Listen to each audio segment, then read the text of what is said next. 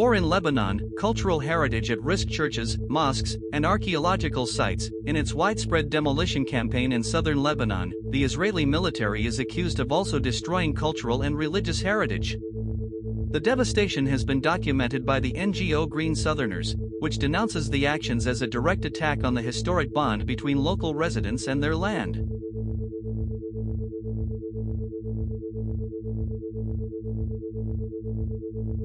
Russia-led Eurasian Economic Union urges Armenian referendum. In the run-up to Armenia's decisive June 7 elections, Eurasian Economic Union (EAU) leaders issued a joint statement warning Armenia that its EU accession plans pose serious risks to the economic security of all EAU countries.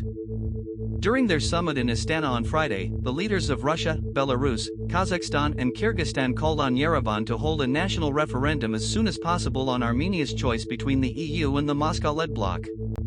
They warned Yerevan that its move towards EU accession may lead to the country's suspension from the organization and launched a so-called formal review into Armenia's membership in view of a possible suspension by December. Russian President Vladimir Putin has already touted the idea of a referendum on Armenia's future, saying earlier that it would be quite logical to ask the Armenian citizens what their choice would be. Based on that, we would make our own choice as well, he said at the time. On Friday, Putin also repeated an earlier parallel he made between Ukraine and Armenia, telling the gathered press that the crisis in Ukraine began at one point with Ukraine's attempts to join the EU. Putin has previously said that almost 500,000 Russian soldiers have been killed in Putin's war on Ukraine, says GCHQ. Notifications can be managed in browser preferences. Russia has lost 500,000 soldiers since it began its full-scale invasion of Ukraine in 2022, the UK's intelligence chief said in London.